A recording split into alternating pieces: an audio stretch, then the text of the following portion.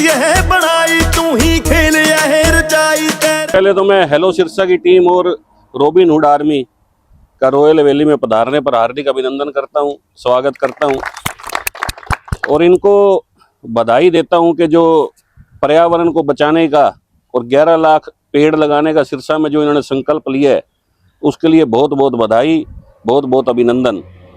पीछे अविनाश जी ने मुझे बताया कि रोज पानी के टैंकर की दिक्कत आती है, जैसे मैडम ने बताया, कभी लेट आया, कभी जल्दी आ गया, कभी। तो मुझे लगा कि मैं भी इस नेक कार्य में जो इतना बड़ा इन्होंने संकल्प लिया है, इसमें एक छोटी सी आहुति माता श्री स्वर्गीय श्रीमती सुशीला देवी जी की पुण्य स्मृति में एक टैंकर, जिससे अब इनको पानी की दिक्कत नहीं रहेगी।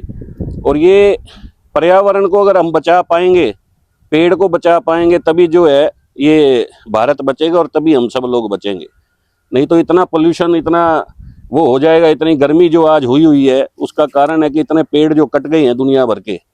पेड़ लगता बहुत मुश्किल से है और उसको फिर पालना जो इतने वर्षों तक लगातार, और फिर वो पेड़ बनता है तब जाकर।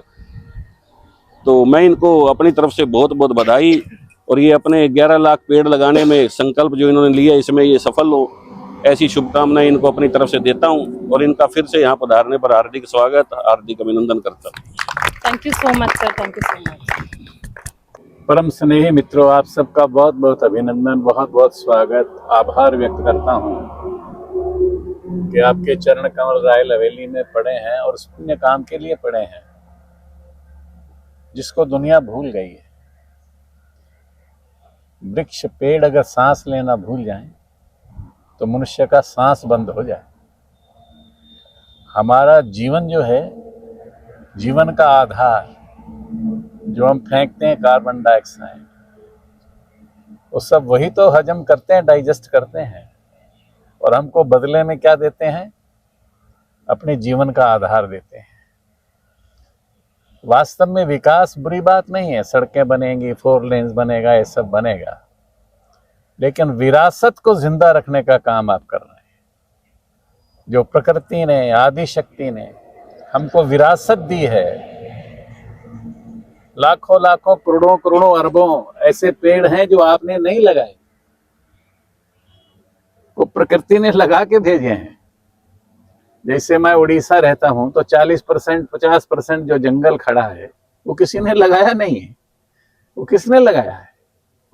तो जिसने लगाया है आप उसका काम कर रहे हैं। वास्तव में उखाड़ने वाले उखाड़ेंगे, विकास के नाते कुछ उखाड़ना पड़ता है, कुछ हेरा फेरी करने वाले काट कर बेचते भी हैं जंगलों को, कई तरह की बातें हैं, लेकिन इन सब का इलाज विरासत है।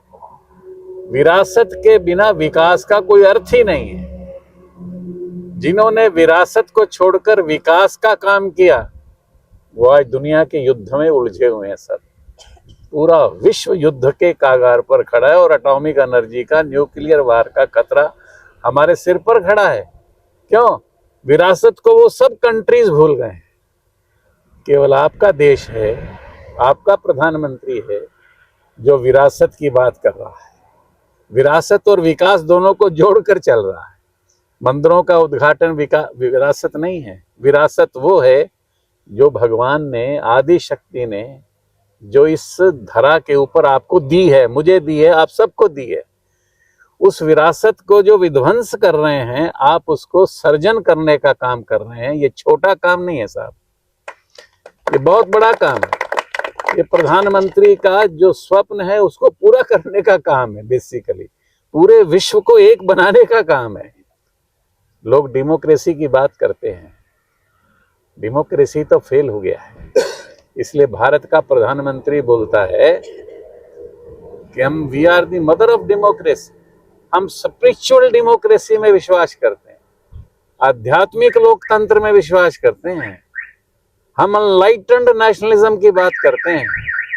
ऐसा राष्ट्रीयता जो जागरण का काम करती है, जो आप जागरण का काम कर रहे हैं, स्पिरिचुअल नेशनलिज्म की बात करते हैं। मेरा राष्ट्र, मेरा देश जो लोग करते हैं वो लाइनों के ऊपर झगड़ते हैं। ये लाइन LAC है, ये LOC है, ये फलाना है, ये ढिकड़ा है, ये आपका हिस्सा है, ये मेरा हिस्सा है।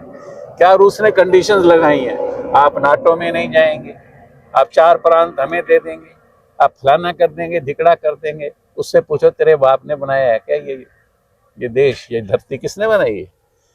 कैसे तुम अधिकार जमाना चाहते हो, कैसे किसको गुलाम बनाना चाहते हो?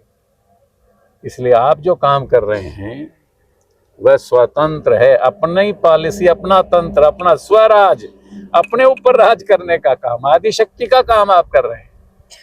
ये सामान्यतः आम आदमी को समझ में नहीं आएगा, दुनिया को समझ में नहीं आया है, लेकिन आप समझाने का प्रयास कर रहे हैं। छोटा प्रयास सही, लेकिन प्रयास है। और 11 लाख पौधे लगाना, 11 लाख पौधे लगाना, जैसे बताया भाटिया जी ने आपने,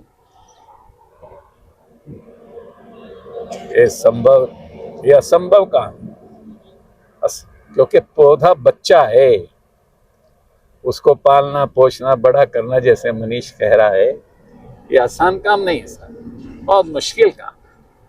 हमारे उधर राष्ट्रपति भवन से, राजभवन में राष्ट्रपति ने पौधा लगाया, प्रधानमंत्री ने लगाया, उपराष्ट्रपति ने लगाया, ऐसे बहुत पौधे लगे। तो ऐसे करके शीला उपवन भी एक राजभवन में बनाया, तो वो बिल्कुल खंडर टाइप सा था, लेकिन ऐसे लगने से वो अब जीवंत है। कभी आपका मौका मिलेगा और हमको मौका मिलेगा और आप सबको ले जाने का, तो जरा राजभवन उड़ीसा की सैर करवाएंगे, आपको दिखाएंगे कि कैसा कैसा कैसा कैसा होता है।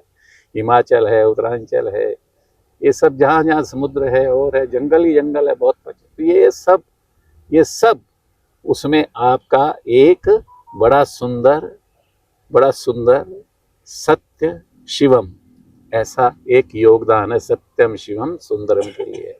मैं आपको बधाई देता हूँ, मन से बधाई देता हूँ, और आपको यशस्वी कीर्तिमान होने का प्रभु जगन्नाथ से प्रार्थना करता हूँ कि आप जीवन में जिस क्षेत्र में काम कर रहे हैं उसमें आप यशस्वी बने, आप कीर्ति स्थापित करें, भारत आप बन जाएं स्वयं से।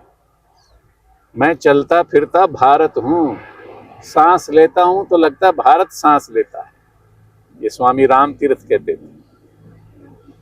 मेरा बैठना उठना चलना फिरना रोना हंसना गाना, ये सब अगर कोई है तो वो भारत है। आप उस दिशा में बढ़ रहे हैं, बहुत बहुत बधाई, बहुत बहुत धन्यवाद।